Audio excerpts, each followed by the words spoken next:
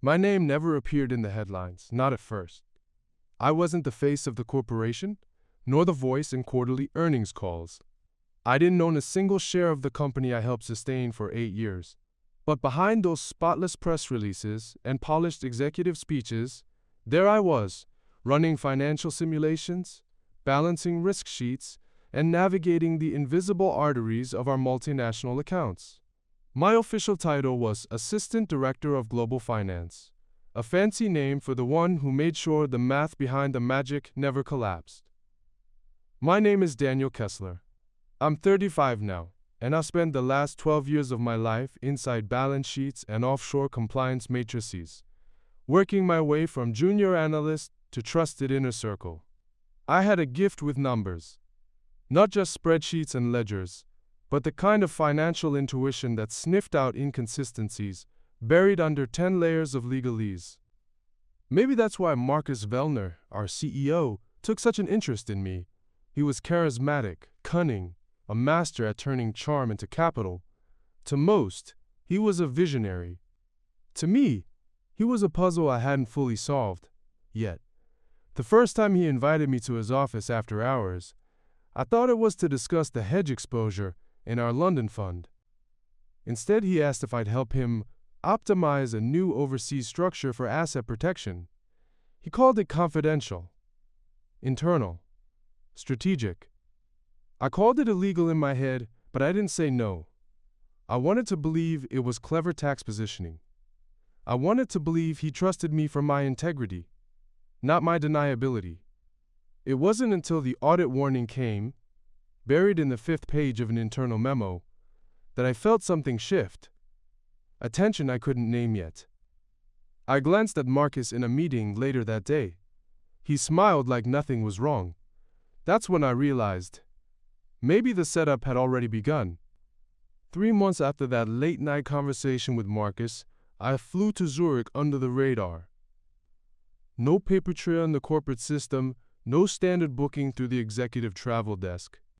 Just a discreet encrypted thread from his private assistant, instructions to me the legal counsel named Anika Voss, and a USB drive in my inner coat pocket, loaded with balance transfers and layered shell structures. I remember sitting in the hotel lobby waiting for her, flipping through the morning edition of Neue Zürcher Zeitung, my heart steady but my mind racing. Everything about the arrangement was veiled in euphemism: strategic holding vehicle, discretionary foundation, risk displacement. It reeked of concealment, but I rationalized it. That was my first mistake. Marcus had a way of convincing people they were the smartest ones in the room. This will protect our board, he'd said. Regulators are circling. I need someone who understands both the rules and how to responsibly bend them. I need you. I'd always believed the most dangerous men weren't the ones who lied outright, but the ones who buried their deceit in partial truths. The second warning sign came subtly. My access to certain dashboards was quietly downgraded. Not all at once, but in increments. First the Cayman reconciliation folder, then the executive comp pipeline. I flagged it with IT, and they assured me it was a routine permission sync. It wasn't. By then, my gut was trying to say what my ego refused to admit. I was being gradually erased. Then came the internal inquiry. It started with a compliance email, innocuous, polite, phrased as part of a routine annual audit. But the questions got specific, uncomfortably specific. Why had I authorized a discretionary transfer to an entity registered in Nevis? Who had approved the escrow movement into an anonymous fiduciary account? I was stunned. The documentation bore my digital signature, but I had never signed off on the final transfer instructions. Not directly. Not without Marcus's written directive, which, somehow, no longer existed in any traceable form. I remember confronting him in the glass-walled corner office, the city sprawling behind him like a postcard. "They're coming after me," I said. His expression didn't flinch. He leaned back, calm as ever. "Daniel, if you've done nothing wrong, then there's nothing to worry about." His voice had a strange finality to it, as if the conversation had already ended before it began. 3 days later, I was escorted out of the building. Not fired in a traditional sense. No meeting with HR, no chance to clear my side. Just a cold message from corporate security. Your badge has been disabled. Your company-issued devices are now under investigation. A formal statement will follow. That was it. My colleagues watched in silence as I gathered my coat and personal folder, eyes darting down like my shame might be contagious. No one asked questions. No one offered a word. At home, I sat at my kitchen counter for hours, replaying every decision, every signature, every missed red flag. My inbox was locked. My calendar wiped. My legal exposure was immense, and the firm had cut all ties. They were already positioning me as the rogue, the scapegoat, the compliant genius who crossed the line no one told him existed. I didn't sleep that night. I stared at the ceiling until sunrise broke through the blinds. And by then, a single quiet decision had begun to form in my mind. Not out of revenge, but out of clarity. They thought they'd buried me, but I knew exactly where the bodies were buried, and who handed me the shovel. For the first time in over a decade, my calendar was empty. No alarms, no spreadsheets, no daily morning briefings. Just the ticking silence of a ruined reputation. I stopped answering messages. Not that many came. Only one from a junior analyst named Priya, asking if I was okay, then retracting it a few hours later. Even my LinkedIn profile became a quiet crime scene. Endorsements vanished. People unfollowed. Connections disappeared like fog in morning heat. It was stunning how fast power forgot the people who once upheld it. I spent my days trying to piece together what had happened, as if understanding the betrayal could make it hurt less. But it wasn't just about pain. It was humiliation, shame, the feeling that the life I had built with care and discipline had been reset by someone else's hand, someone who still sat in a penthouse suite, toasting investors with the drink I once helped fund. The legal letter came a week later. Failure to comply with internal finance policy guidelines, breach of fiduciary responsibility, potential criminal misconduct under international transfer statutes. The language was brutal, cold, weaponized, and it was all wrapped in a final line that made my hands tremble. You are solely liable for any resulting damage to the corporation's reputation and financial standing. It hit me then, not as theory, but as fact. Marcus Vellner had engineered the perfect fall. The transactions had my name. The paper trail ended with me. The missing approvals, the encrypted communications, the erased directives. He hadn't just made me disposable. He made me guilty. Quietly, elegantly, legally. For days, I barely left my apartment. I lived on instant coffee and dry toast. The blinds stayed closed. Every sound outside, sirens, heavy footsteps in the stairwell, sent adrenaline crashing through my body like a false alarm. I kept thinking the authorities would show up next. And part of me wanted them to. At least then I could explain everything, show what I had, prove what I knew. But I had nothing. Not yet. I had no access to my work email, no record of the encrypted chats. The Zurich meeting had been off the books by design, and whatever Marcus had deleted, he had done so knowing I'd be left without recourse, without a defense. But he had made one mistake. He assumed I'd disappear. The turning point came when I opened my personal storage drive, one I hadn't touched in years. Among folders of tax returns and scanned receipts, I found an auto-saved export, one I had pulled months earlier when working late to balance the London derivatives. It wasn't much, just a ledger snapshot showing internal transfers to a flagged entity that didn't appear in the official audit trail. But it was something. A flicker in the fog. That flicker led me to remember other things, oddities I'd dismissed. A blurred-out name on a conference call calendar. An unscheduled VPN connection to a Belize server at 2:04 a.m. that came from Marcus's assistant's laptop. Little pieces. Out of context, they meant nothing. But I knew that if I could rebuild the frame, the picture would start to take shape. And I wasn't just going to save myself, I was going to expose all of it. But I needed time. Silence. Distance. I packed a small suitcase, paid off my remaining rent, and vanished. No trail, no explanations. Just a prepaid phone, a passport, and the first train out of the city. As it rumbled through fields and suburbs, I stared out the window with my reflection faint in the glass. Half ghost, half strategist. I wasn't running, I was repositioning. If Marcus wanted to play this like a chessboard, he should have remembered something. I was the one who built the board in the first place. I spent the next 8 months in silence. Not hiding, exactly, but listening, watching, reconstructing every move Marcus had made. I changed locations frequently, a modest apartment in Bratislava, then a cabin in the Pyrenees, and finally, a long-term Airbnb in Tallinn. Each place had one thing in common: no ties, no questions, and stable Wi-Fi. I started with what I had, that forgotten snapshot of internal transfers. It gave me 3 unique transaction IDs, and the timestamp of a shell movement that wasn't supposed to exist. I cross-referenced it against archived financial statements from our subsidiary in Luxembourg. Nothing matched. That was the first proof. Marcus had ghosted funds between foreign entities using temporal overlaps and untraceable loans. The trick wasn't complex.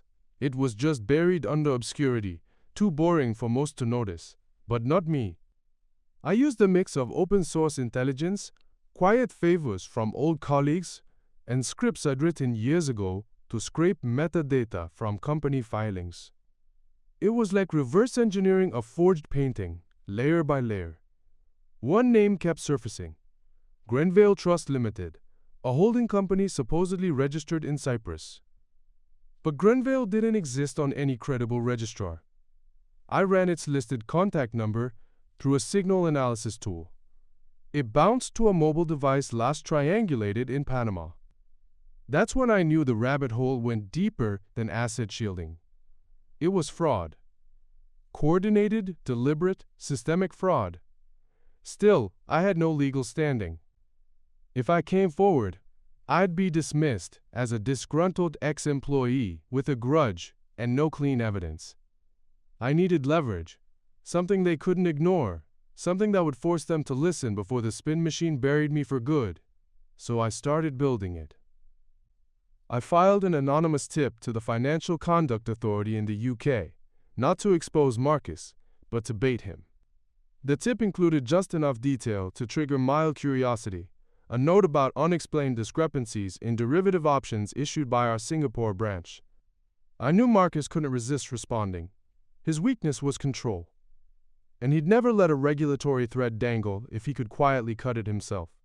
Sure enough, within 2 weeks, internal countermeasures were deployed. I knew this from a friend in compliance who still owed me a favor. He told me, off the record, that a crisis consultant had been hired by the board, and that Marcus had authorized the quiet deletion of some historical records. That was exactly what I needed, an external response to an internal panic. Something observable. Something provable. I then reached out to the one person I thought would believe me, Alexandria Cho, a forensic auditor and legal advisor for corporate whistleblowers. We had crossed paths years earlier at a finance compliance summit in Madrid. She remembered me immediately. I told her the truth. Everything I had done, everything Marcus had orchestrated, and how deep the deception ran. I sent her the reconstructed paper trail, the dummy trust ownership trees, the backup logs of erased communications I had restored through cached fragments on a backup drive Marcus forgot I had touched. She called me the next morning and said only one word: "We have something." From that point forward, I wasn't alone. Cho's firm connected me to prosecutors in 3 jurisdictions. Together, we drafted a sealed witness cooperation agreement. In exchange for full transparency and the technical documentation of the fraudulent network, I would be shielded from liability and named the primary witness in the investigation. They knew they had a shot at something big. What they didn't realize yet was how carefully I had built it. I didn't want revenge. I wanted justice, measured, surgical, undeniable. One night in early autumn, I received a secure call. It was Alexandria. "They're ready," she said. "You'll testify next quarter. But first, there's going to be a public raid." I looked out the window at the quiet Tallinn street below. Snow had started to fall. Slow, deliberate, indifferent to the chaos that would soon follow. "They'll never see it coming," I said quietly. Not because I was hiding, but because I had waited long enough, quietly enough, for the truth to become undeniable. The raid didn't happen with sirens. No handcuffs in the boardroom. No men in windbreakers flipping conference tables. It started with silence. Strategic, surgical silence. At 8:03 a.m. on a Tuesday, the Securities and Exchange Commission, in collaboration with 3 European regulatory bodies, unsealed their joint indictment. 47 pages long. 17 counts of corporate fraud, money laundering, regulatory evasion, and willful misrepresentation of financial statements. The name Marcus Wellner appeared 23 times. Mine appeared once, next to the words, "Cooperating Witness." By 8:07, trading on our company's stock was halted. By 8:12, the press had it. Headlines began to spread like a fever. CEO at Helixion Group, indicted in multi-million-dollar offshore fraud scheme. Whistleblower key to exposing international financial conspiracy. Anonymous tip leads to historic financial crime investigation. Marcus didn't resign immediately. At first he denied everything. Released a statement. Called it politically motivated, vindictive, unfounded. But the statement was weak, erratic. You could feel the tremble behind the polish. I watched the press conference from a nondescript hotel room in Brussels. Alexandria sat beside me, calm, tablet on her lap, eyes scanning social media reactions. I didn't say anything. I didn't need to. I just watched Marcus on screen, surrounded by flashing bulbs, flanked by attorneys who no longer smiled. The most surreal moment came later that evening. A voicemail. It was Marcus, his voice strained but controlled. "You win, Daniel. You think this makes you noble? You don't understand how things work at the top. We all do it. I just did it better than most. You." There was a pause, then static. "You were supposed to be smarter than this." I didn't reply. I just forwarded the message to Alexandria and the federal prosecutors. By the end of the week, the board had disavowed him. All internal correspondence with his signature was frozen.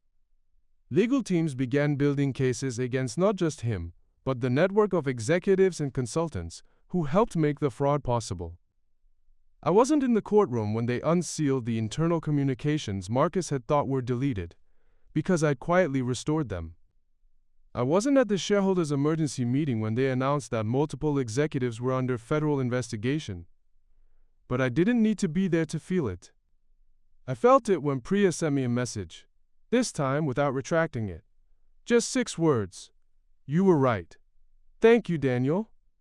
I felt it when my old office desk appeared in a news segment about corporate corruption, now abandoned and cordoned off, the nameplate removed. I felt it when Alexandria handed me a copy of the sealed indictment, with my witness ID code blacked out, and said, "This helped build a precedent. You should be proud." Still, pride came in waves. It didn't erase the months of fear. The nights staring into the dark wondering if I'd ever get my name back. The loneliness of being right when it mattered least. But what I had now, what they could never take from me, was proof. And not just proof of what Marcus had done, but of who I had become. I wasn't just a finance assistant anymore. I was the reason the truth broke through the silence. That week, I gave my testimony. Quiet, calm, every sentence precise. No dramatics, just facts. The kind of facts that don't flinch under pressure. The kind of facts that end careers. Afterward, outside the courtroom, A reporter asked if I wanted to be named publicly. I shook my head. Why not? He asked. You could become the face of something bigger. I smiled, not bitterly, but clearly. Because I didn't do this to be seen, I said. I did it so they couldn't look away. 6 months later, I stood on a quiet beach in Portugal, barefoot in the cold Atlantic sand, watching the tide pull itself back. The trial was over. Marcus Vilner had been sentenced to 12 years in federal prison, with additional charges pending in Switzerland and Singapore. 3 of his closest deputies had turned state's witness after realizing just how airtight the evidence was. The board of Helixian Group had resigned en masse. My name never appeared on the front page. It was buried deep in the case files, masked behind redacted documents and sealed testimonies. I was fine with that. I didn't need applause. I had my life back, on my terms.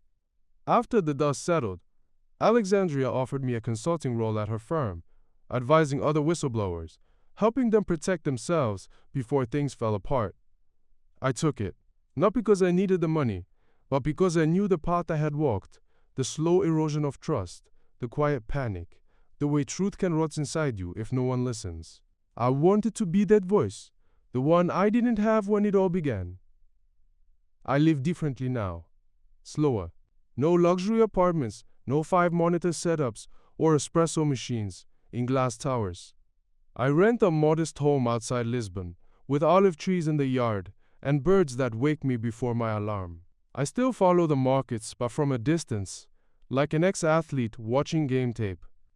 Sometimes I wonder what would have happened if I hadn't taken that meeting in Zurich, if I had walked away when my instincts whispered instead of when they screamed.